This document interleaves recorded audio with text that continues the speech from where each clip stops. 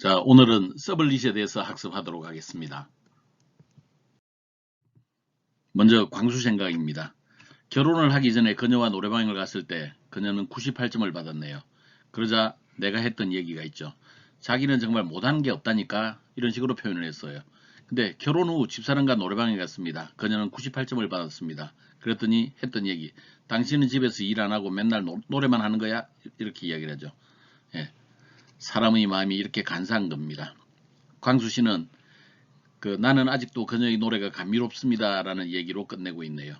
우리는 그 사람을 좋아하게 되면 그 사람이 하는 모든 일들이 다 마음에 드는데 그 사람을 미워하는 감정이 생기면 그 모든 것들이 미워지게 되는 거죠. 중요한 것은 사랑의 감정을 가지고 있느냐라는 부분이 되겠습니다. 행복한 경영 이야기에서는 오늘 행복한 사람이 내일도 행복합니다 라는 제목으로 그 글을 올렸네요. 그 삶의 마지막 순간에 한 번만 더 그 기회를 달라, 그런 기도를 하지 말라는 얘기를 하고 있습니다. 지금 그들을 보러 가라는 거죠. 우리가 그 내일의 행복을 위해서 오늘을 희생하는 것은 그렇게 바람직하지 않습니다. 사람들은 성공하면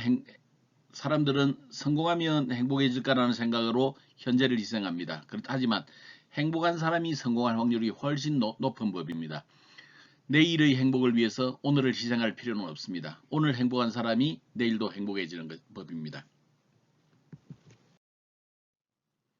오늘 수업을 성공적으로 이수하게 되면 우리 학생들은 서블릿의 구조에 대해서 이해를 할 수가 있습니다. 그리고 서블릿 프로그래밍을 직접 실행을 할 수가 있도록 하겠네요. 오늘 서블릿 예제는 총 3개를 해보도록 하겠는데, 가장 간단한 서블릿을 이용한 가장 간단한 예제 헬로 월드와 계산기를 이용한 2가지 서블릿을 이용을 해보도록 하겠습니다. 근데 계산기를 구현할 때는 서블릿만으로 구현한 것과 자바 클래스를 이용해서 구현하는 2가지를 해보도록 하겠습니다. 서블릿은 기본적으로 우리가 JSP들이 이제 동작되기 위해서는 서블릿으로 바뀌고 클래스 파일로 만들어진 다음에 서블릿 컨테이너에 저장이 된다고 그랬죠. 그래서 우리가 서블릿의 동작에 대해서는 이제 알고 있어야 됩니다.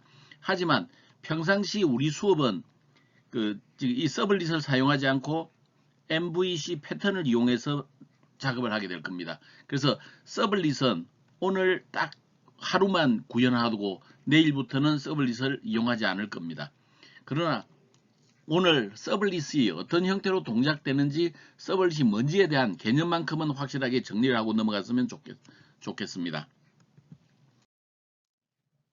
자, 서블릿과 JSP입니다. 서블릿은 기본적으로 이 자바를 이용한 웹 서버 프로그래밍을 만들기 위한 기술로 도입이 된 것입니다. 초기의 웹 프로그래밍 기술인 CGI라고 하는 게 있었는데 Common Gateway Interface라고 하는 거죠. 이 Common Gateway Interface라고 하는 것은 기본적으로 우리가 일반인들이 프로그래밍하기에 너무 힘든 기술이었습니다. 그래서 얘네들을 대체한 기술로서 서블릿이 도입이 됐는데, 이 서블릿 자체도 많은 문제가 있죠. 첫 번째는 느린 처리 속도가 문제입니다. 그리고 많은 메모리를 요구하는 문제점도 있었죠. 그리고 불편한 화면 제어 부분이 있습니다. 우리가 기본적으로 HTML 코드들도 서블릿에서 날려줘야 되기 때문에 정밀한 화면 제어를 한다는 것도 불가능하고, 또한 프로그래머와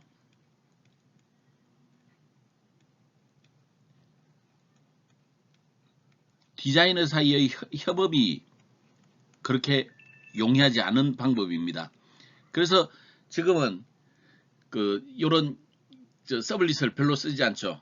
오히려 대체적으로 나타났던 PHP라고 하는 프로그래밍 언어, 그 다음에 ASP라고 하는 프로그래밍 언어들의 주도권을 뺏기는 부분이 생겼습니다. 그래서 선에서는 PHP, ASP와 굉장히 유사하면서 서블릿을 대체할 수 있는 프로그램을 만들었는데, 그러한 프로그램 이름이 JSP라고 하는 겁니다. 그리고 JSP는 현재 대표적인 웹 프로그래밍 언어로서 전 세계에서 가장 널리 이용되고 있습니다. 자, JSP를 살펴보기로 하죠. JSP는 자바 서블릿이 불편한 점을 해소하기 위해서 PHP와 굉장히 유사한 형태로 구성이 되어 있습니다. PHP와 어떤 점에서 유사하다고 하는 거냐면, 기본적으로 PHP라고 하는 것은 HTML 코드 사이사이에 코드 사이사이에 자바 언어가 들어가는 그런 형태였습니다. 근데 HTML 사이사이에 자바가 들어있다 보니까 이 자체가 그렇게 유리한 방법은 아니었었죠. 그러나 서블릿보다는 굉장히 편했던 겁니다. 이 JSP는 전에도 저번 시간에 열심히 이야기했지만 서블릿 컨테이너에 의해서 자바 소스 코드로 바뀌고 그래서 클래스 파일로 컴파일돼서 서블릿 컨테이너에 저장이 된다고 그랬네요. 얘네들은 기본적으로 가장 중심적으로 되는 언어는 HTML입니다. 지금 현재 HTML5가 적용이 되고 있죠. 거기에서 자바 프로그램과 이제 유기적인 연결을 해주는 형태로 동작이 됐습니다. 근데 JSP 2.0 이후에는 굉장히 획기적으로 변모가 됨으로써 우리 자바 클래스를 사용하는 것들이 굉장히 편리해지게 되었습니다. 그래서 현재는 지금 JSP 2.0 이후에는 우리 HTML을 중심으로 자바 클래스를 이용하는 형태로 굉장히 많이 변모가 되고 있죠. 자, 이 서블릿을 이용하는 데 있어서 서블릿을 사용함으로 얻을 수 있는 이점들이 몇 가지 있습니다. 첫 번째는 MVC 패턴을 구현하는 게 굉장히 용이합니다. 그리고 컨테이너와 밀접한 서버 프로그램을 구현할 수가 있죠. 지금 현재 우리가 MVC 패턴이라고 하는 얘기들을 굉장히 자주 만나게 될 텐데 MVC 패턴이라고 하는 것은 기본적으로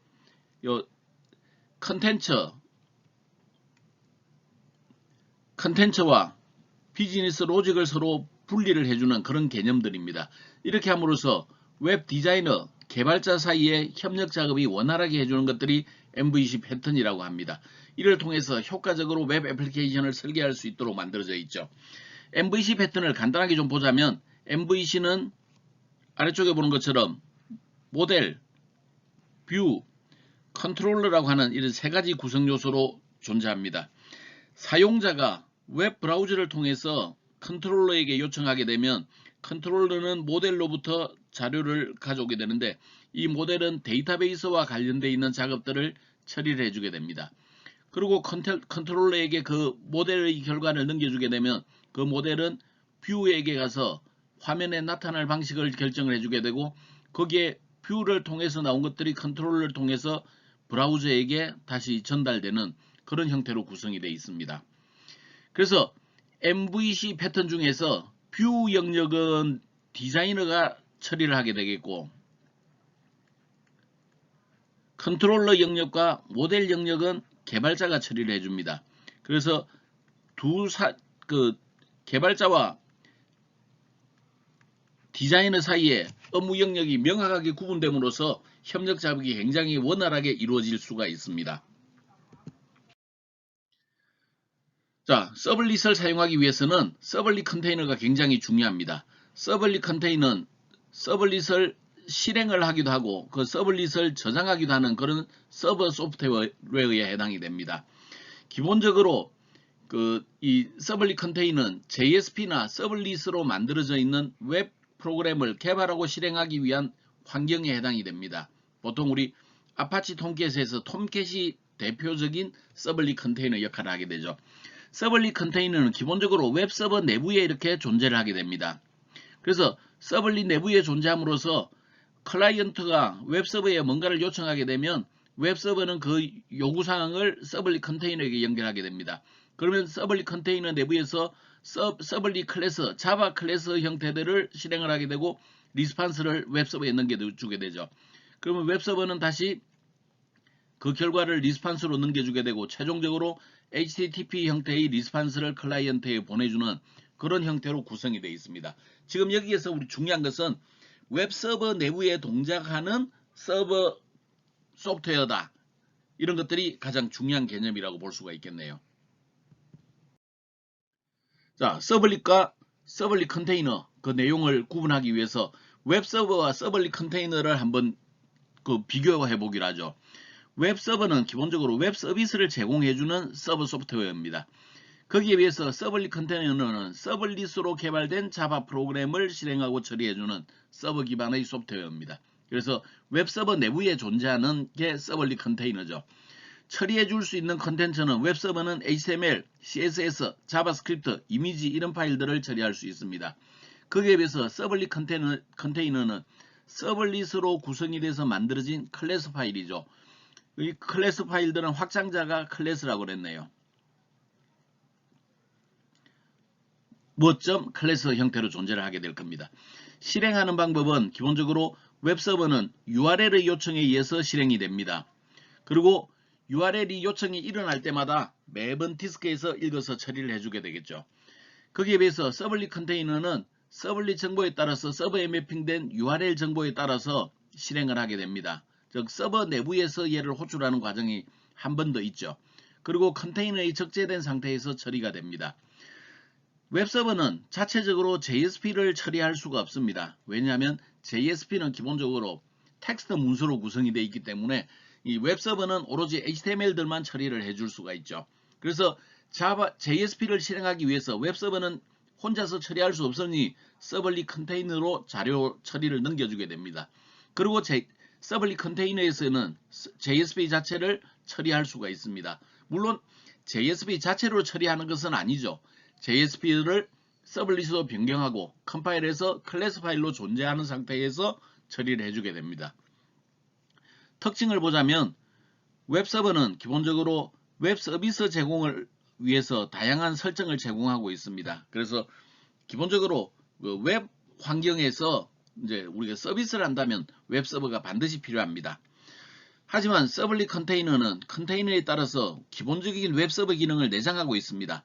그래서 그 웹서버와 기본적으로 병행해서 사용할 것을 권합니다. 하지만 우리 이클립스에서는 서블릿 컨테이너가 가지고 있는 내장된 웹서버 기능을 이용을 해서 테스트를 하는 작업은 우리는 이 상태에서 실행을 하게 됩니다. 서블릿의 동작 과정을 보기로 하죠. 먼저 개발자가 소스를 작성을 했습니다. 그러면 서블릿 소스가 만들어져 있고 서블릿은 확장자가 .java 형태로 존재를 하게 되겠죠. 그러면 이 서블릿 소스 자바 클래스는 컴파일을 하게 되면 클래스 파일로 바뀌게 됩니다. 확장자는 클래스라고 그랬죠.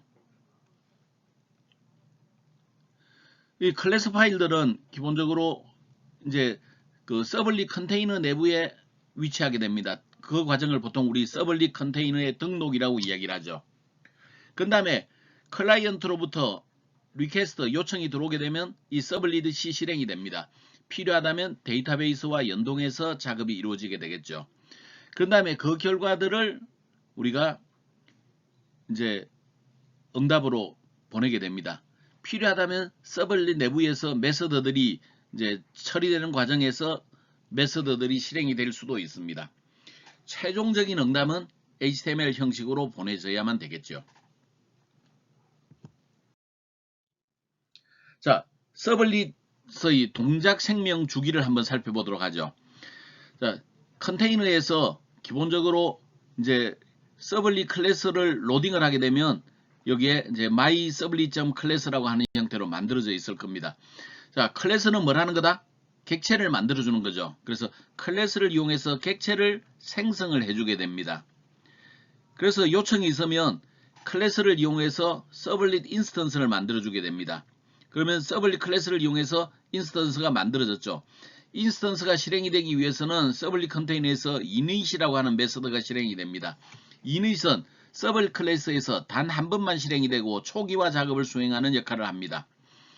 그 다음에 이제 인스턴스가 완전하게 만들어지고 나면 서비스라고 하는 메서드를 실행을 해서 각종 스레드들을 실행을 하게 됩니다. 그래서 사용자 요청에 따라서 서비스 메서드들이 반복해서 호출되게 되어 있죠. 만약에 작업이 이제 끝났다면 destroy라고 하는 메서드가 호출이 되고 이제는 서블릿이 완전 이제 소멸되게 됩니다. 이런 형태로 이제 그 서블릿 객체가 만들어지고 실행이 되게 되는 모습입니다. 서블릿 구조와 그 API를 한번 이제 생각해 보기를 하죠. 서블릿은 기본적으로 자바 클래스라고 그랬네요. 자바 클래스 구조예요. 그래서 서블릿은 반드시 컴파일 과정을 거쳐서 클래스 파일로 만들어줘야 된다 그랬습니다. 그리고 그 클래스 파일들은 서블릿 컨테이너에서 실행이 된다 그랬습니다. 따라서 우리는 이제 그 서블릿을 만들어줘야 되는데 이 서블릿은 기본적으로 우리가 처음부터 만들어주는 것은 아닙니다. 그럼 어떻게 하느냐? 특정한 서블릿 클래스를 만들기 위한 특정 클래스를 이미 만들어 두었어요. 그 클래스의 이름은 HTTP 서블릿이라고 하는 이름을 가지고 있습니다. 자, 이 HTTP 서블릿을 상속을 받게 되면 서블릿에 해당되는 가장 기본적인 틀은 템플릿은 딱 만들어져 있어요. 그래서 우리는 좀 더 손쉽게 서블릿을 작성을 할 수가 있는 겁니다. 따라서 우리 서블릿 클래스를 만들어주기 위해서는 그냥 처음부터 만드는 게 아니라 그 클래스 사이의 상관관계, 그 서블릿 클래스 API 기본 구조 이런 것들을 이해를 해야만 됩니다. 그래서 그 필요한 정보를 규격화해 놓은 API를 이해를 하고 있음으로써 우리는 좀 더 손쉽게 서블릿을 만들어 줄 수가 있다. 이렇게 생각하면 되겠네요. 자, 이제 서블릿의 생명 주기를 이제 한번 생각을 해 보겠습니다. 자, 클라이언트에서 요청을 하게 되네요. 그러면 지금 클라이언트에서는 기본적으로 이제 그 서블릿을 만드는데 그 서블릿 이름을 my서블릿이라고 지금 이름을 지어줬네요. 그 다음에 HTTP 서블릿으로부터 상속을 받는다 그랬습니다. C샵에서 상속은 우리가 콜론이라고 하는 걸 사용하지만 자바에서는 extend라고 하는 키워드를 사용하면 됩니다. my서블릿을 만드는데 이 서블릿은 HTTP 서블릿이라고 하는 클래스로부터 상속받는다 그런 뜻이죠. 그리고 내부에 우리가 그 서비스라고 하는 메서들이 존재한다 그랬네요. 서비스에서는 기본적으로 요청을 받아들이는 그런 형태가 있는데 그 요청을 받아들이는 형태는 두 가지 형태가 있습니다. 우리가 클라이언트로부터 요청을 줄 때 요청해서 정보를 가지고 가는 방식이 두 가지가 있었죠. 하나는 get이라고 하는 방법, 하나는 post라고 하는 방법이었습니다. get과 post 방식에 따라서 우리가 처리를 해주는 방법, 메서드도 두 가지가 있습니다. do get이라고 하는 메서드, do post라고 하는 메서드가 있어요. get 방식으로 요청이 들어오게 되면 do get 메서드를 실행하게 되겠고, 그 post 방식으로 요청이 들어오게 되면 do post라고 하는 형태의 메서드가 실행이 됩니다. 어쨌거나 두 가지 방식으로 메서드가 실행이 되면 결과가 리턴이 되겠네요. 그 결과를 가지고 되돌아오게 될 겁니다. 그리고 그 결과를 이용을 해서 리스판스 응답을 주게 되면 됩니다. 이 응답은 HTML로 구성이 되어 있는 그런 형태의 응답이 되겠습니다. 근데 이 HTTP 서블릿이라고 하는 것을 보면 얘네들은 기본적으로 HTTP 서블릿으로부터 상속받는다 그랬는데 이 HTTP 서블릿은 한 단계 더 위에 보면 제네릭 서블릿이라고 하는 것으로부터 상속받습니다. 근데 위에 것까지는 모르더라도 상관이 없어요. 우리가 만들어지는 서블릿은 HTTP 서블릿으로부터 상속받는다 하는 정도의 개념만 알고 있으면 되겠습니다. 다음은 입력 전달 방식에 대해서 살펴보겠습니다. 입력을 전달해주는 방법은 get 방식 그리고 post 방식 형태의 두 가지가 있습니다. get 방식이나 post 방식이나 기본적으로 클라이언트에서 서버로 정보를 전달해주는 방법입니다. 근데 이 get 방식은 HTML 이미지 등의 그 정보를 보기 위한 요청에 해당이 되겠고 최대 240바이트까지 데이터를 전달할 수 있습니다. 기본적으로 그 get 방식은 쿼리 스트링 환경 변수를 통해서 전달해주는 방법인데 예를 들어서 우리가 URL이 아래와 같이 구성이 되어 있다면 여기에서 물음표 뒤에 있는 얘네들을 우리 그 쿼리 스트링이라고 부릅니다. 현재 예제라면 쿼리 스트링은 속성 이퀄 값 형태로 되어 있기 때문에 id를 가지고 들어가고 name을 가지고 들어갑니다. id name이라고 하는 것은 속성에 해당되고 애트리뷰트 속성에 해당이 되겠고 그 다음에 여기에 hj라고 하는 것, 홍이라고 하는 것 얘네들은 우리가 속성에 해당되는 값이 되겠습니다. 여러 개의 값을 전달하고자 할 때 앰퍼선드를 사용을 해주면 됩니다.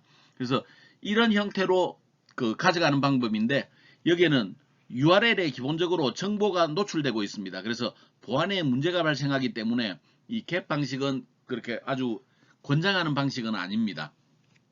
포스트 방식은 기본적으로 HTML 폼을 이용해서 입력한 정보를 서버에 전달하는 겁니다. 그래서 클래스 형태의 상자 속에 포장을 잘 해가지고 우편물을 보내듯이 보내는 방법이라서 훨씬 더 유용한 방법이고 이 서버에 전달할 수 있는 데이터 크기에도 제한이 없습니다. 그보다 더 중요한 것은 URL에 매개 변수가 표시되지 않음으로 인해서 보안에 훨씬 더 유리한 방법입니다. 그래서 우리는 JSP에서는 가급적 포스트 방식으로 정보를 전달해주는 방법을 공부하도록 하겠습니다. 자, 서블릿 구조와 생명주기입니다. 서블릿 구조는 기본적으로 서블릿이 초기화 될 때는 메서드, 인인 메서드가 실행이 된다고 그랬죠. 얘네들은 초기에 단 한 번만 실행이 돼서 초기화 작업을 해줍니다. 거기에 의해서 요청 응답이 필요할 때마다 우리는 서비스 혹은 두 포스트 메서드를 실행하게 됩니다. 얘네들은 스레드가 만들어지면서 실행이 되게 되겠죠. 그런 다음에 서블릿이 종료되면 디스트로이가 실행이 되게 되는데 이 디스트로이는 종료될 때 단 한 번만 실행되는 그런 생명 주기를 가지고 있습니다. 자, 직접 우리 이제 예제를 한번 실습을 해보도록 하죠. 가장 간단한 형태의 예제 헬로 월드를 한번 만들어 보도록 하겠습니다. 근데 이 그 헬로 월드 만들 때 이 과정들은 모든 서블릿 프로그래밍을 할 때는 똑같기 때문에 이 개념을 잘 알고 있기 바랍니다. 자, 우선 웹 컨텐트 내부에 폴더, 챕터 공사 폴더를 만들도록 하겠습니다. 그 다음에 챕터 공사 폴더에서 New Others를 택합니다. Others를 택한 다음에 우리 여기에 웹 영역의 서블릿을 선택을 해주겠습니다. 그러면 서블릿에 해당되는 템플릿을 우리는 이제 이용을 할 수가 있게 되는 거죠. 다음 넥스트를 누르겠습니다. 그러면 이제 몇 가지 정보를 이제 추가적으로 요구하겠네요. 일단 프로젝트 얘네들은 이미 우리 프로젝트 폴더 내부에서 만드는 거라서 얘네들은 우리가 특별하게 바꿀 필요가 없습니다. 그 다음에 소스 폴더 자체도 우리가 그 JSP 프로젝트 밑에 SRC 밑에 들어간다는 것 요것 또한 우리가 변경을 할 필요가 없습니다. 자, 자바 패키지를 우리가 넣도록 하겠는데 패키지는 우리 C샵으로 따지면 네임스페이스와 거의 같다고 보면 되겠어요. 클래스를 저장해주는 보따리 이름입니다. 현재 우리는 JSP 프로젝트 밑에 챕터 공사라고 하는 패키지를 만들도록 하겠네요. 그 패키지 내부에 서블릿이라고 하는 것은 우리 자바 자바라고 그랬죠. 그래서 자바 이름을 넣습니다. 그 자바 이름이 지금 현재 그 헬로 월드 서블릿이라고 하는 형태로 우리가 만들어줬네요. 그 다음에 그 슈퍼 클래스는 우리가 선택하지 않아도 HTTP 서블릿이 자동으로 이렇게 선택되게 됩니다. 그래서 HTTP 서블릿으로부터 슈퍼 클래스로부터 상속받는 형태로 만들어줌으로써 우리는 이 서블릿에 해당되는 기본 틀이 딱 만들어지게 되겠고 우리에게 필요한 요소들만 정리를 해주면 되게 구성이 됩니다. 다음 넥스트를 누르기로 하죠.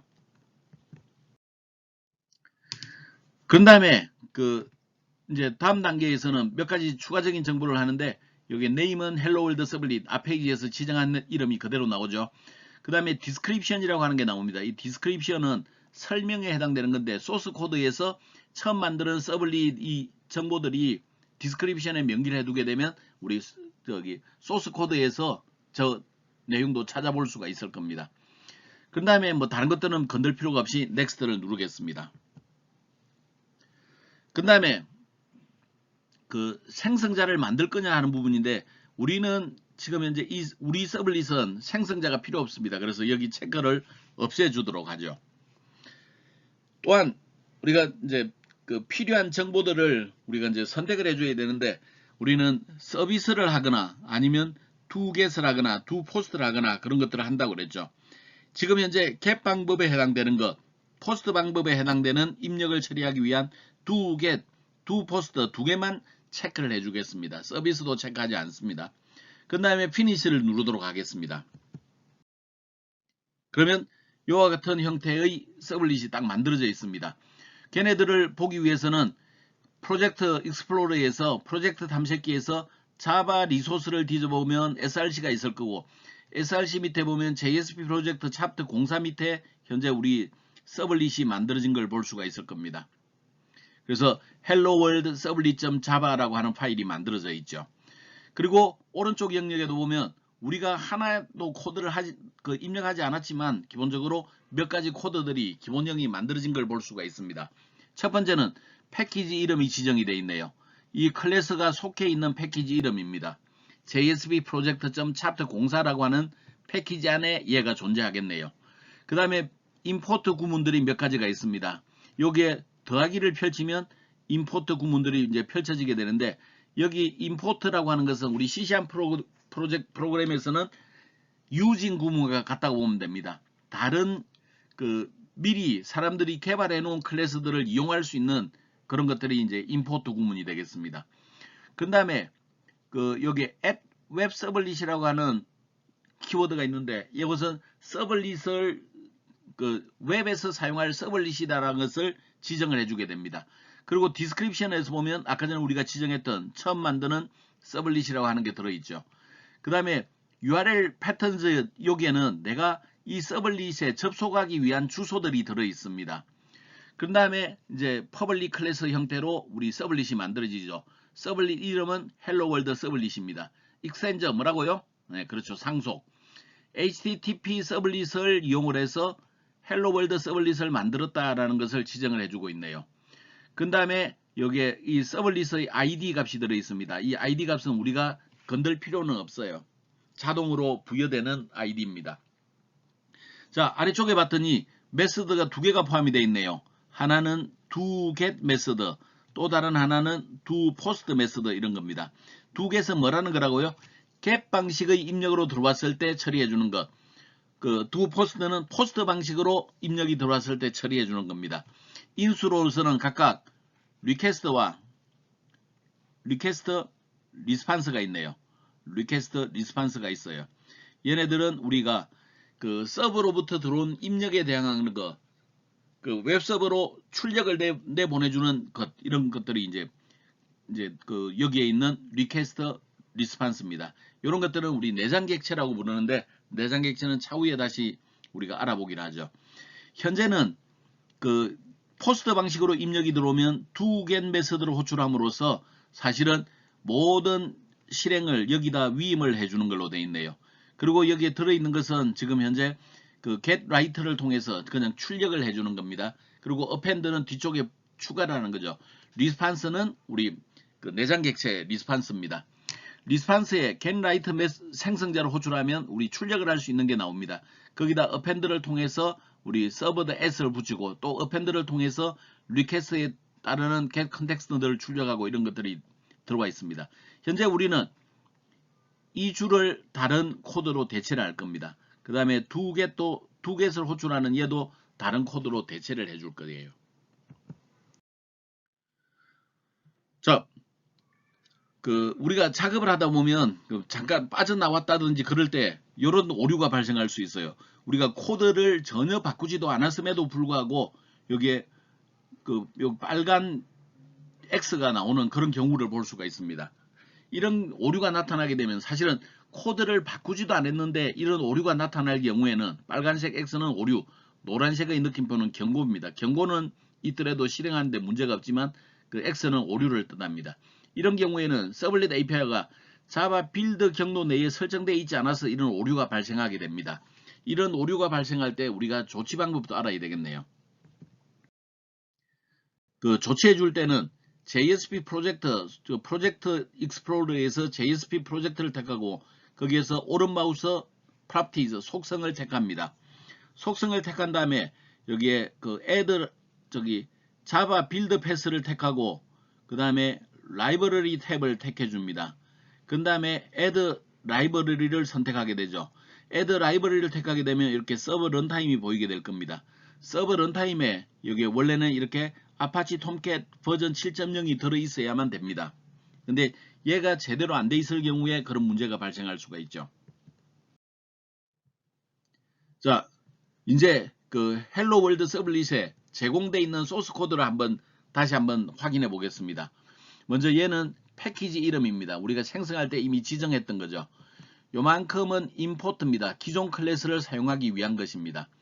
만약에 내가 새로운 클래스를 이용하려고 한다면 코드에서 클래스를 추가한 다음에 Ctrl Shift O를 눌러주면 됩니다. Ctrl Shift O 꼭 기억하기 바랍니다. 근데 여러분들이 이미 이거 많이 써봤죠? 안드로이드 작업할 때 이미 이거 많이 써봤을 겁니다. 그래서 뭐 지금 아마 여러분들이 대부분 알고 있을 거예요. 자, 그 다음에 얘네들은 웹 서블릿 설정입니다. 서블릿 클래스를 이제 설정해주는 영역들이죠. 요 영역은 get 방식의 입력을 처리해주는 겁니다. 클래스 추가 마법사 할 때 우리가 체크를 해둔 부분이죠. 요 영역은 포스트 방식의 입력 처리를 해줍니다. 마찬가지로 클래스를 추가할 때 마법사에서 우리가 두 가지 메서드 체크를 해두었었죠. 그래서 추가가 됐던 부분이 되겠습니다. 자, 거기에 우리가 이제 코드들을 좀 바꾸긴 하죠. 먼저 do get 메서드를 그 내용을 좀 바꾸도록 하겠습니다. do get 메서드에 어떻게 바꿀 거냐? 일단 우리 리스판스에 .set content type이라고 하는 메서드를 실행을 하겠습니다. 여기에서는 컨텐츠의 인코딩 방식을 설정을 해주고 컨텐츠 형식을 설정을 해줍니다. 자, 여기에서 앞쪽에 있는 것은 컨텐츠 형식입니다. text/html 요거는 뭐냐면 내가 보내주는 컨텐츠가 텍스트로 구성이 되어 있는데 그것은 HTML이다. HTML이라고 하는 것은 우리가 꺽쇠 부등호 기호 속에 들어있는 것은 태그라고 그래서 특별한 용도가 정의된 거다라는 거죠. 그 다음에 캐릭터를 UTF-8 방식으로 해주면 한글 인코딩을 처리하는데 아무런 문제가 생기지 않습니다. 그래서 한글이 아무런 문제가 안 생기도록 처리해주는 인코딩 방식 UTF-8 방식입니다. 자, 다음 우리는 그 출력을 해줄 겁니다. 출력을 해주는데 HTML 방식으로 파일을 전송을 해줘야 되죠. 그렇게 하기 위해서 우리 out이라고 하는 객체를 만들도록 하겠는데 그 out은 printWrite라고 하는 그런 클래스를 이용해서 만들어줘야 됩니다. 그래서 printWrite 한 칸 비우고 out 그러면 이렇게 printWrite에 빨간 밑줄이 끄이게 될 겁니다. 이것은 오류인데 이것은 printWrite라고 하는 클래스를 내가 못 찾겠다 그런 뜻이 됩니다. 이때 우리는 그 저기 컨트롤 시프트 O를 누르거나 아니면 여기에 그 전구 모양에서 클래스를 추가를 해주면 됩니다. 자, printWrite 형식으로 아웃풋을 만드는데 얘네들은 리스판스 내장 객체의 getWrite라고 하는 생성자를 실행을 해주면 됩니다. 그 다음에 HTML 태그 넘기죠. 그 다음에 헤드 태그, 타이틀 태그 넘겼습니다. 바디 태그 넘겨줬네요. 그 다음에 HTML 태그 닫아두었네요. 이와 같이 out이라고 하는 객체를 이용해서 println을 실행을 할 때 우리는 뭘 넘겨주느냐? HTML 태그들을 넘겨주게 돼 있어요. 그래서 HTML 태그를 직접 우리가 출력문을 통해서 구성을 해줘야 되기 때문에 상당히 불편한 점이 있는 게 이 서블릿입니다. 자, 이 printWrite에 빨갛게 돼 있을 때 우리가 좋지 않은 방법 여기에서 눌러가지고 import printWrite라고 하는 제 방법을 사용할 수도 있습니다. 또는 컨트롤 시프트 O를 눌러줘도 되죠. 그래서 두 가지 방법 중에 하나를 하게 되면 위쪽에 import 구문이 추가되면서 저기 오류가 사라지게 될 겁니다. 자, 저기에 printWrite 클래스가 추가된 걸 볼 수가 있네요. 자, 다음은 이제 그 헬로 월드 서블릿 자바의 소스 코드를 좀 수정을 해보도록 하겠습니다. 지금 포스트 방식으로 리퀘스트가 들어온 경우에는 실제로 우리는 그 두 겟에 우리가 일처리를 다 해뒀기 때문에 두 겟에다가 위임을 해주면 됩니다.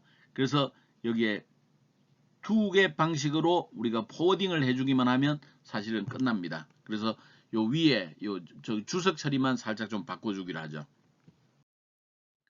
자, 이제 실행을 하겠습니다. 실행할 때는 어떻게 하느냐?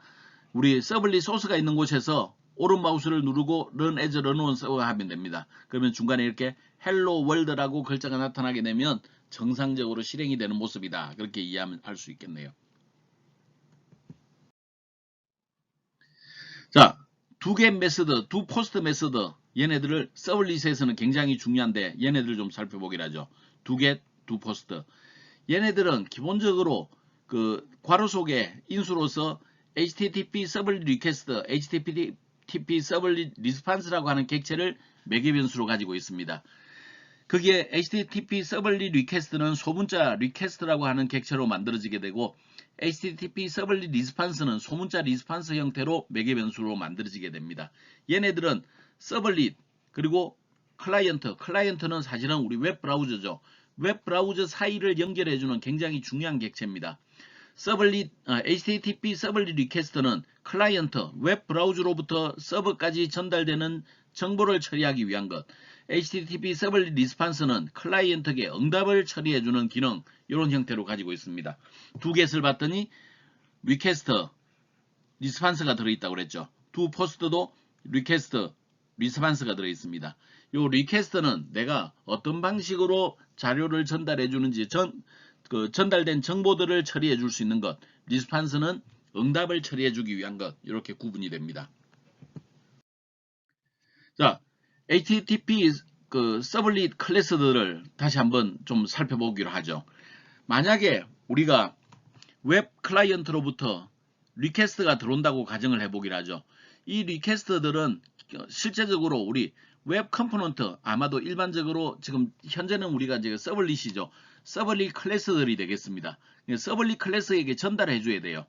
여기에 1번 영역의 리퀘스트는 HTTP 방식으로 전달되어 온 리퀘스트입니다. 얘네들을 서블릿에서 직접 바로 받을 수가 없죠. 그래서 웹 서버에서 그 자료를 받은 다음에 그 자료를 HTTP 서블릿 리퀘스트라고 하는 그 객체 그 클래스를 이용해서 리퀘스트를 만들어 줍니다. 이 리퀘스트 속에 정보를 담아 가지고 웹 컴포넌트에게 전달해 주죠. 그러면 얘네들을 이용해서 직접 데이터베이스로 정보를 가져올 수도 있고 자바 빈저 클래스를 이용해서 데이터베이스로부터 정보를 가져올 수도 있습니다. 그래서 결과를 가져오게 되면 그 결과를 우리는 웹 클라이언트에게 전달해 줘야 돼요. 자, 클라이언트에 전달될 때 최종적인 리스판스는 HTTP 방식의 리스판스여야 돼요. 근데 웹 컴포넌트 우리 자바 서블릿에서 곧바로 HTTP를 만드는 데는 한계가 있죠. 그래서 그 중간 단계의 그 매개 역할을 해주는 게 HTTP 서블릿 리스판스라고 하는 겁니다. 이 클래스를 이용해서 리스판스라고 하는 그 객체를 만들죠. 이 객체를 이용을 해서 우리 HTTP 리스판스 방식으로 그 결과들을 변환을 해주게 됩니다. 그래서 웹 클라이언트에는 최종적으로 HTTP 방식으로 전달된 리스판스, 달리 말하면 HTML 방식으로 자료들이 클라이언트로 전달되겠습니다. 그래서 우리 HTTP 서블릿 리퀘스트, HTTP 서블릿 리스판스라고 하는 것은 우리 그 웹과 서블릿 사이에서 중개 역할을 해주는 굉장히 중요한 역할을 하는 클래스다. 이런 것들을 잘 기억을 해두기 바랍니다. 자, 구글링 과제입니다. HTTP 서블릿 클래스가 두 개가 있죠. 그래서 HTTP 서블릿 클래스는 상위 클래스에 해당이 됩니다. 이 클래스 좀 조사해 보기 바랍니다. 그리고 HTTP 서블릿 리퀘스트, HTTP 서블릿 리스판스 클래스의 속성, 메서드도 한번 좀 조사해 보기 바랍니다. 너무 많이 정리하지 말고 대강 한 2페이지 정도로 요약을 해서 키스에다 올려주면 되겠습니다.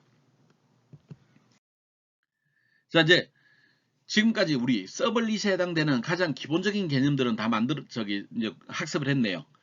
요약을 해볼까요? 서블릿은 자바 클래스다. 자바 클래스인데 맨 땅에 헤딩하는 게 아니라 이미 기본 틀을 만들어 두었다. 그 기본 틀에 해당되는 것이 HTTP 서블릿이라고 하는 클래스다. 즉 HTTP 서블릿을 이용해서 내가 원하는 서블릿을 만들어주게 되고 거기에서 입력을 처리하기 위한 것 이런 것들이 필요했다 그랬죠. 입력을 처리하는데 do get 방식으로 처리를 해줄 거냐 do post 방식으로 해줄 거냐 이런 것들을 우리가 결정을 해주면 되겠습니다. 자, 그러면 서블릿은 우리가 이번 주만 학습을 한다고 그랬죠. 다음 시간 이후로는 서블릿은 보지도 않을 거예요. 자, 서블릿을 이용해서 헬로 월드를 만들어 봤는데 헬로 월드는 너무 간단하니 조금 좀 응용 예제 두 가지를 만들어 보기로 하죠. 1번 예제는 서블릿에서 계산 로직 화면 처리를 전부 다 해주는 것. 2번 예제는 자바 클래스를 이용해서 계산 로직 화면 처리를 분리해 주는 것. 두 가지를 하도록 하겠습니다. 예제 1번에서는 사용자 인터페이스를 이용해서 사용자로부터 정보를 받기 위해서 calc1.html이라고 하는 파일을 만들도록 하죠. calc1.html을 통해서 사용자가 요구하는 입력을 받아들이게 되면 얘네들은 그 계산 로직과 화면 처리가 통합되어 있는 calc 서블릿 1.java라고 하는 파일 속에서 모든 걸 다 처리를 하겠습니다. 반면 예제 2번에서는 calc2라고 하는 HTML 파일을 이용해서 사용자로부터 정보를 받아들이고 화면 처리를 위한 그 서블릿을 하나 만들도록 하겠는데 이 서블릿은 calc 서블릿 2.java라고 만들기로 하죠. 그 다음에 그냥 일반 자바 클래스로서 요거는 계산 로직이 들어있는 calculate.java를 만들도록 하겠습니다. 그래서 총 적용되는 파일이 3개여야 되겠네요. 그래서 이런 두 가지 형태의 예제를 만들어 보면 서블릿에 대한 이해는 좀 더 이제 깊어질 것이라 생각됩니다. 자, 먼저 calc1.html을 추가를 하도록 하죠. 얘네들은 기본적으로 서블릿에 자료를 넘겨주기 위해서 사용자로부터 입력을 받는 거다 그랬습니다. 그래서 그 웹 컨텐츠 챕터 공사에서 오른마우스 누르고 New HTML 파일을 누르겠습니다. 그러면 이와 같은 대화 상자가 나올 텐데 챕터 공사의 그 calc 1.html 파일 형태로 나오게 될 겁니다. 그 다음에 next 혹은 finish를 눌러주면 되겠습니다. 지금은 next를 눌렀네요. next에서 우리가 결정할 것은 HTML5를 이용해서 이제 사용하는 그런 템플릿을 선택하겠다라는 겁니다. 이제 finish를 누르도록 하죠. 그러면 기본적으로 여기에 기본 그 태그들은 딱 주어져 있을 겁니다. 여기서 우리는 이제 몇 가지를 좀 추가하기로 하죠. 먼저 간단한 계산기라고 하는 여기 타이틀을 추가를 하겠습니다. 그 다음에 바디 태그 내부에 div 태그 영역에 해당되는 것들을 우리가 만들어 주기로 하죠. div 태그에 의해서 align center였기 때문에 가운데 정렬로 들어갈 겁니다. 헤더 크기 3짜리 h3 태그를 이용해서 제목을 만들어내요. 간단한 계산기. hr 뭐라고요? 가로 방향의 줄 하나를 그어주는 게 HR이었죠. 자, 이제 중요한 것은 여기 들어 있습니다. 폼 태그. 폼 태그. 이거 중요합니다. 폼 태그는 뭐라는 거다? 입력을 처리하는 겁니다. 사용자 입력. 사용자가 입력해준 요소들을 처리를 해주는 그런 요소가 폼 태그입니다. 폼 태그 이름, 네임에 정의가 됐네요. 그 다음에 액션이라고 정의가 됐는데 액션은 뭐라고 되어 있냐 하면 지금 그 JSP 프로젝트에 있는 calc 서블릿 1이라고 그랬네요. 여기에 바로 우리가 서블릿 이름입니다. 자, 우리가 폼으로부터 입력이 존재하고 서브밋을 하게 되면 이 서블릿에게 이제 그 이후의 일처리를 의뢰하라라는 서블릿 이름이 되겠습니다. 그 다음에 입력을 전달해주는 방법입니다. 메서드. 메서드는 포스트라고 그랬네요. 포스트 방식으로 입력을 서블릿에 전달해주겠다 그런 얘기가 되겠죠. 그 다음에 사용자로부터 입력을 받기 위한 HTML 코드들이 들어있네요. input type text, 텍스트 박스입니다. 그죠? 텍스트 박스의 이름은 넘버1이네요. NUM1. 그 폭은 200픽셀, 사이즈는 그 글자 사이즈는 5 정도의 크기로 했습니다. 셀렉터 얘는 드랍다운 리스트에 해당이 되죠.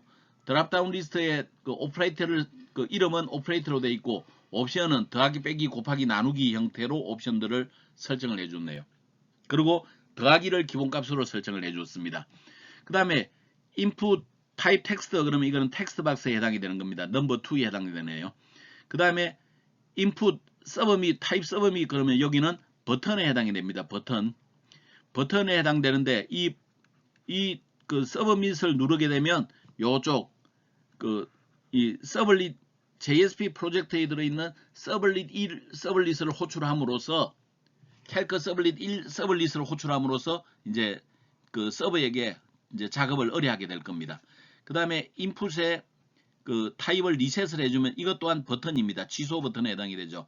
입력에 해당되는 모든 요소들을 초기화해주는 역할을 하게 됩니다. 이제 폼 태그가 끝났네요. 자, 이와 같이 calc 1.html은 사용자로부터 입력을 전달을 해주는 방법, 그리고 그 입력을 전달받은 다음 무선 서블릿을 통해서 서버에서 일처리를 해줄 건지 지정하고 입력을 전달해주는 방법도 지정해주고 하는 거죠. 폼 태그를 통해서 지정을 해줍니다. 이제 calc 서블릿 1 자바 파일을 추가를 하기로 하죠. 웹 컨텐트 챕터 공사에서 오른마우스 누르고 New Order를 택합니다. 그런 다음에 웹 서블릿을 선택을 해주게 되죠. 그 다음에 서블릿이 들어갈 위치의 패키지 이름을 지정을 해주고 그 다음에 서블릿의 이름을 지정을 해줍니다. 클래스 네임도 지정을 해주죠. 자, 넥스트를 누르겠습니다. 자, 디스크립션 추가했죠. 디스크립션은 있어도 좋고 없어도 좋다 그랬습니다. 그 다음에 우리 여기에 그 생성자를 사용하지 않겠다.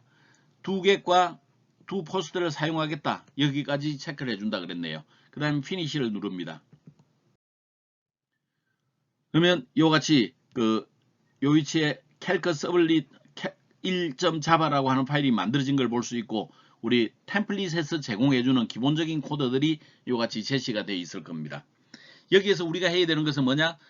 두 get 영역, 두 포스트 영역인데 현재 기본으로 우리 그 입력을 무슨 방식으로 했어요? 포스트 방식으로 했죠. 그래서 우리에게 중요한 것은 두 포스트 방식의 메서드를 조치를 취해 주는 겁니다. 혹시 두 개 방식으로 입력, 지금은 들어올 리가 없는데 두 개 방식으로 입력이 들어온다면 두 포스트에 입력을 계산 처리를 의뢰하는 방식으로 코드를 작성하기로 하겠습니다.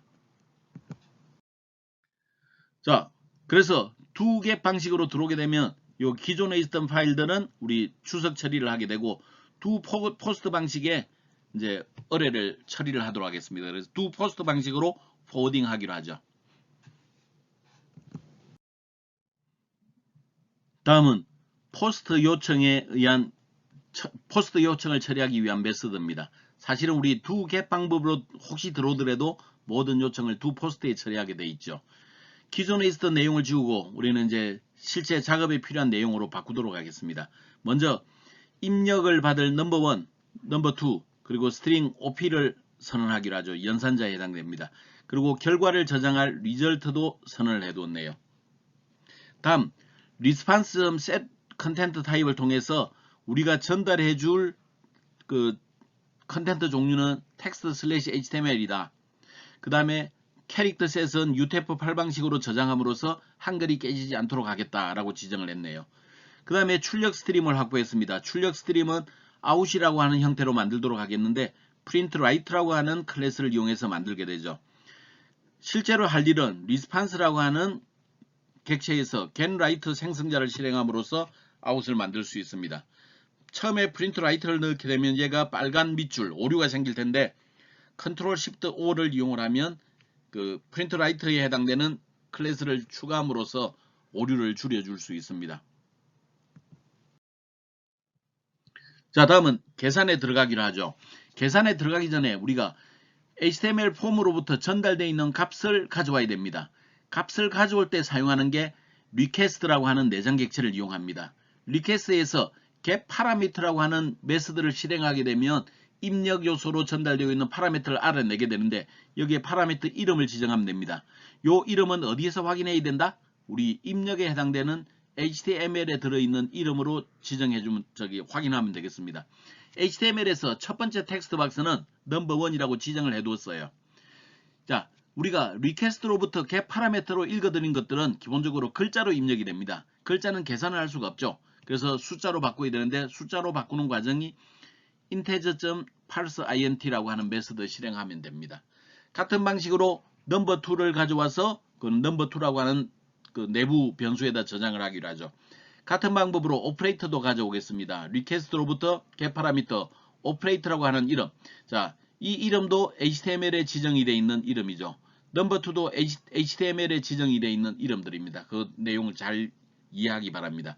여기에 있는 요 이름들은 우리가 앞 페이지에서 지정해 놓았던 변수 값들입니다. 그래서 HTML에 있는 내용들을 읽어와서 우리 내부 변수에 저장해 주는 과정이 되겠습니다. 그 다음에 result, 여기 변수죠. 변수의 결과값을 담는데 그 결과값은 calc라고 하는 메서드를 실행하는데 입력으로 넘버1, 넘버2, op 값을 넘겨주라 그랬네요. 자, calc 메서드에서 이제 계산을 해오면 그 결과가 result에 담겨져 있을 겁니다. 그 다음에 출력 스트림을 통해서 화면을 구성합니다.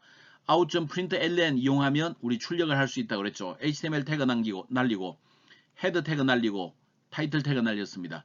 바디 태그 날려주고 그 다음에 계산 결과를 하기 위한 h2 크기의 제목 태그를 날렸네요. 그 다음에 밑줄 가로 방향 줄을 하나 그어줬어요. 그리고 넘버1 더하기 넘버2 이퀄 그 리절트 형태로 출력문을 만들어 줬네요. 그 다음에 우리 그 태그를 다 닫아줬습니다. 이런 형태로 이제 우리 처리를 해줬네요. 이제 남아 있는 것은 위쪽에 있는 요 calc 메서드를 우리가 이제 설정을 해주면 되겠습니다. 자, 아래쪽에 이제 실제 계산 기능을 수행하는 메서드를 넣기로 하죠. 그 반환형은 int에 해당이 되겠고 메서드 이름은 calc, 입력으로 넘버1, 넘버2, op 세 가지 값을 가지고 오겠습니다. 그리고 op 값이 더하기면 더셈, 빼기면 빼기, 이 코드들은 우리가 여러 번 했기 때문에 쉽죠. 그 다음에 return result를 통해서 결과를 넘겨주면 되겠습니다. 자, 이제 실행을 시켜 보겠습니다. 실행을 하기 위해서는 calc1의 소스 코드가 있는 곳에서 오른 마우스 누르고 run as run on 서버를 실행하면 되겠습니다. 그러면 이 같은 화면이 나오겠죠. 여기에 내가 이의 값 더하기 상태에서 3의 값을 넣고 계산을 누르겠습니다. 그러면 결과가 이와 같이 계산 결과 그러면서 이렇게 2 더하기 3은 5 형태로 결과를 구해낼 수가 있을 겁니다. 자, 얘가 우리 서블릿에서 계산과 로직 처리가 계산과 UI 처리가 하나의 파일로 구성이 되어 있는 서블릿 1번 예제를 지금까지 살펴보았습니다. 이번에는 자바를 이용해서 계산하고 화면 처리를 이제 서블릿으로 하는 그런 예제를 한번 만들어 보기로 하죠. 먼저 사용자 입력을 받기 위한 HTML 파일 calc2.html을 추가를 하겠습니다. 웹 컨텐츠 챕터 공사에서 오른 마우스 누르고 New HTML 파일 선택하겠습니다. 그 다음에 calc2.html이라고 넣고 그냥 Finish 누르겠습니다. 그러면 이 과정에 들어오지 않고 그냥 만들어지겠네요. 자, 여기에서도 마찬가지로 타이틀 태그 속에 간단한 계산기라고 넣어주겠습니다. 그 다음에 div 태그로부터 /div 태그까지를 이제 입력에 추가를 하게 되겠습니다. 여기서 align center 가운데 정렬로 했고 다 똑같습니다. 자, 달라지는 것은 이제 폼 태그인데 폼 태그도 기본적으로 다 똑같죠. 달라지는 것은 여기 있는 호출하는 서블릿이 2번 calc 서블릿 2번을 호출한다는 것만 달라집니다. 그래서 HTML calc1.html을 복사해서 수정하고 요 위치에 여기 2만 바꿔주면 끝납니다. 그리고 뭐 메서드도 포스트 방식으로 똑같죠. 달라질 건 없습니다. 자, 이번에는 그 계산을 하는 calculate java 파일을 추가를 하겠습니다. calculate.java 클래스 파일 추가하겠어요. 웹 컨텐츠 챕터 공사에서 오른 마우스 누르고 new other 누르겠습니다. 그 다음에 여기에 클래스를 선택하기로 하죠. next 누르겠습니다. 그 다음에 우리 그 클래스의 패키지 지정합니다. 이거 비슷하죠. 그 다음에 name 지정합니다. 이것도 비슷하죠. calculate라고 이름을 지정하겠습니다. 그 다음에 여기에 그 기본적으로 메인 메서드는 존재하지 않는 형태로 만들 겁니다. 여기에 체크가 없는데 이 없는 상태가 맞습니다. 그 다음에 아래쪽에 generate comment라고 하는 곳에 체크를 해두도록 하죠. 그러면 우리가 이클립스 환경 설정할 때 파일 형태로 들어있는 자바독 형태의 그 주석 파일들이 화면에 출력되는 것을 볼 수가 있을 겁니다. 자, 이제 피니시를 누르도록 하겠습니다.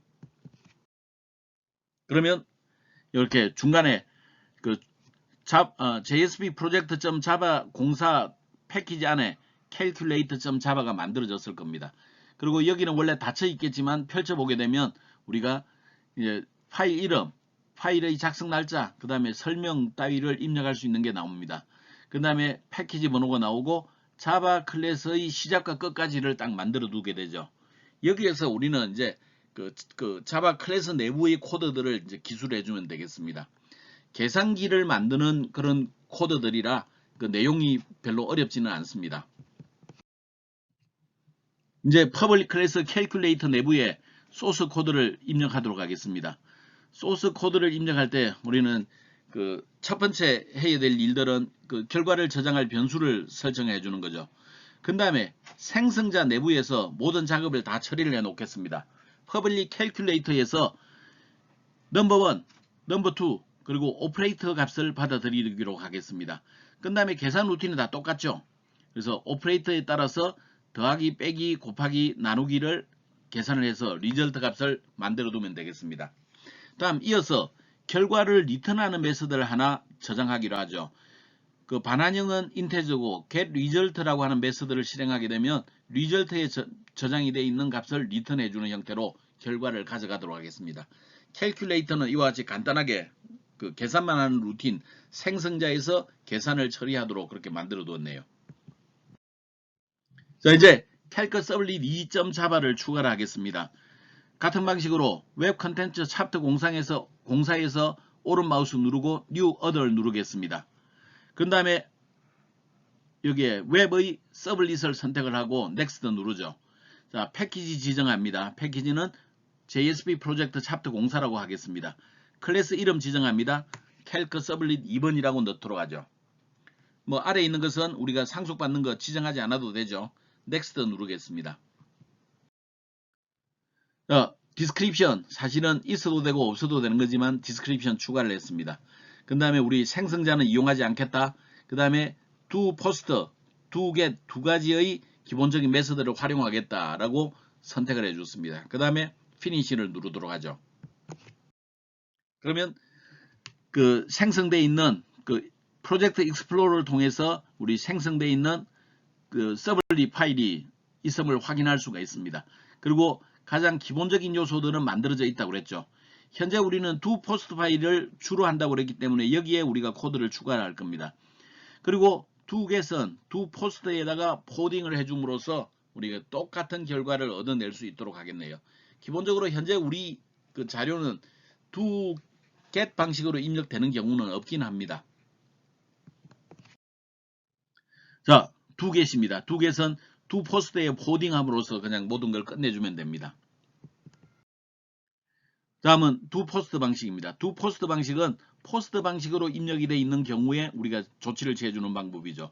먼저 입력으로 받을 넘버 1, 넘버 2, 그 다음에 입력으로 받을 오퍼레이터 값을 설정할 수 있도록 했습니다. 결과를 받을 리절트 변수를 설정했네요. 그 다음에 response.set 컨텐트 타입을 통해서 text/html 방식의 컨텐트 내용, 그 다음에 UTF-8 방식의 캐릭터 셋을 설정을 해주었습니다. 그 다음에 출력을 처리하기 위해서 우리는 그 아웃풋 객체를 만들어 줬네요. 프린트 라이터 형태로 만들어 두었습니다. 이제는 입력 값을 가져왔네요. 넘버 1, 넘버 2, OP 값을 가져왔는데 request.get 파라메터를 통해서 가져왔습니다. 여기에 있는 넘버 1, 넘버 2 오퍼레이터라고 하는 것은 이 이름들은 어디에 들어있다? HTML에서 사용자 입력용으로 되어 있는 HTML에 들어있는 그 컨트롤 이름이다. 그렇게 생각하면 되겠네요. 그리고 넘버 1, 넘버 2는 숫자이기 때문에 integer.parseInt를 통해서 읽어드린 글자들을 숫자로 바꿔주었습니다. 자, 이제 그 결과를 화면에 출력해야 되겠어요. 결과를 출력하기 위해서 우리는 calculator 클래스를 이용을 할 거죠. 그래서 calculator 클래스를 이용해서 calc라고 하는 객체를 만들겠습니다. new 생성자 호출해야 되겠죠. 생성자 호출할 때 우리가 해야 될 일은 넘버 1, 넘버 2, 그리고 OP라고 하는 세 가지 값을 입력으로 넘겨주면 됩니다. 그러면 그 내부에서 calculator 내부에서 리절트의 결과가 저장이 되어 있겠네요. 그 리절트를 가져오는 것은 calc 객체의 get result 메서드를 실행을 하게 되면 그 결과를 가져올 수 있습니다. 걔네들을 리절트에 저장을 했네요. 그 다음에 출력 스트림을 통해서 HTML 파일들을 넘겨주었습니다. 이 내용은 calc 서블릿 1번.java와 사실상 같은 거죠. 그래서 여기에 그 내용을 처리해 주면 되겠습니다. 그리고 여기에 75번 이후에 calculator java 클래스를 이용하기 때문에 계산 루틴이 있었던 것은 여기서 사용할 필요가 없습니다. 자, 실행을 해보겠습니다. 결과는 기본적으로 동일하겠죠. 웹 컨텐츠의 차트 공사 안에 보면 calc2.html이 있을 겁니다. 여기에서 오른 마우스 누르고 run as run on 서버를 실행하면 되겠습니다. 그 다음에 5 곱하기 5의 값을 넣고 계산 눌러주면 되겠네요. 그러면 5 곱하기 5는 25다라는 계산 결과를 얻어낼 수가 있을 겁니다. 자, 오늘 우리가 할 내용은 기본적으로 끝났네요. 서블릿은 우리가 오늘만 다룬다 그랬습니다. 내일 이후에 그 다음 주부터는 이 서블릿은 다루지 않습니다. 오늘만 다룹니다. 그렇지만 서블릿을 우리가 왜 보느냐? 서블릿이라고 하는 것은 자바에서 그 홈페이지를 웹사이트를 처리해주는 가장 기본적인 구문이었습니다. 이 서블릿이 좀 불편해서 JSP가 만들어졌죠. 하지만 JSP라고 하는 것들도 실행되기 위해서는 저기 서블릿으로 바뀌고 그 서블릿을 컴파일해서 클래스 파일로 만들어 둔다 그랬습니다. 그래서 때에 따라서 우리가 거기에 있는 그 서블릿 같은 걸 코드를 알고 있어야만 우리가 JSP가 어떻게 됐는지 유추할 수도 있는 겁니다. 그래서 서블릿이라고 하는 게 어떤 거다라는 정도는 이해를 해야 되겠죠. 서블릿은 기본적으로 HTTP 서블릿으로부터 상속받음으로써 기본적인 틀은 제공이 돼준다 그랬어요. 그래서 그냥 맨땅에 헤딩하는 게 아니라 기본적인 틀은 만들어 놓고 그 중에서 주로 우리는 두 포스트 쪽에 코드들을 추가함으로써 우리가 원하는 그런 결과들을 얻을 수 있었네요. 그리고 서블릿을 이용한 예제 우리 세 가지를 살펴봤는데 가장 간단한 서블릿이 동작되는지 확인하기 위한 헬로 월드 서블릿, 그 다음에 그 계산기를 두 개를 만들었는데 서블릿에서 계산과 결과를 모두 처리해 주는 것, 서블릿과 자바에서 계산과 UI를 분리해 주는 것, 이런 두 가지 예제를 이용해서 서블릿을 살펴봤습니다. 서블릿은 우리가 처음 접해 보는 거라 약간 좀 어렵게 느낄 수 있을 것입니다. 그러나 이 어렵다고 한들 우리가 이제 이번 시간에만 하고 말기 때문에 별로 걱정 안 해도 됩니다. 아까도 이야기한 것처럼 서블릿은 오늘 우리가 학습하는 걸로 끝입니다. 더 이상 서블릿은 다루지 않을 것입니다. 자, 질문이 있으면 어떻게 해야 된다? 첫 번째 방법, SNS를 통해서 나한테 물어보는 방법. 두 번째는 실시간 수업할 때 물어보는 방법이 있습니다. 그래서 여러분들이 모르는 걸 쌓아두지 맙시다. 그때그때 해결해 나감으로써 우리는 좀 더 좋은 효과를 얻을 수 있습니다.